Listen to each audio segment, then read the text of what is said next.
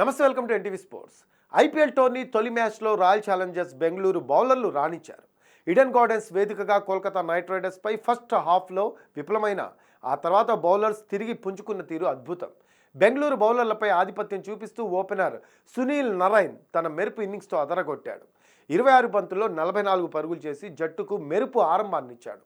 అయితే ఈ మ్యాచ్లో నరైన్ బ్యాట్ను వికెట్లకేసి కొట్టడం వైరల్గా మారుతోంది. దీంతో నెటిజన్స్ అవుట్ అనే అభిప్రాయానికి వస్తున్నారు.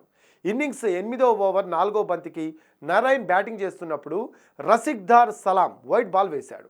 ఆ తర్వాత నరైన్ బ్యాట్ వికెట్లను తగిలింది. స్టంప్స్ కింద పడటంతో ఫ్యాన్స్ అతను అవుట్ అనే అభిప్రాయానికి వచ్చారు. బౌండరీ దగ్గర ఫీల్డింగ్ చేస్తున్న కెప్టెన్ పటీదార్ జట్టును అవుట్ కోసం అప్పీల్ చేయమని కోరుతున్నట్లు కనిపించాడు. టీమ్ డేవిడ్ కూడా అవుట్ కోసం అప్పీల్ చేయడానికి ఆసక్తి చూపిస్తున్నట్లు అనిపించింది. కానీ చివరకు ఆర్సీబీ అంపైర్కు అప్పీల్ చేయకుండా వదిలేసింది. దాంతో ఆర్సీబీ అప్పీల్ చేస్తే నరైన్ త్వరగా అవుట్ అయ్యేవాడని ఫ్యాన్స్ భావించారు. కానీ రూల్స్ ప్రకారం ఒకవేళ అప్పీల్ చేసినా నాట్అవుట్గా ప్రకటించేవారు. ఎందుకంటే అంపైర్ బంతిని వైడ్ అని ప్రకటించడంతో బంతి అప్పటికే డెడ్ అయినట్లు అర్థం. బాల్ డెడ్ అయిన తర్వాత జరిగిన సంఘటనలు పరిగణలోకి తీసుకోరు. అందువల్ల బెంగళూరు జట్టు హిట్ వికెట్ కోసం అప్పీల్ చేసినా నాట్అవుట్ అయ్యేది.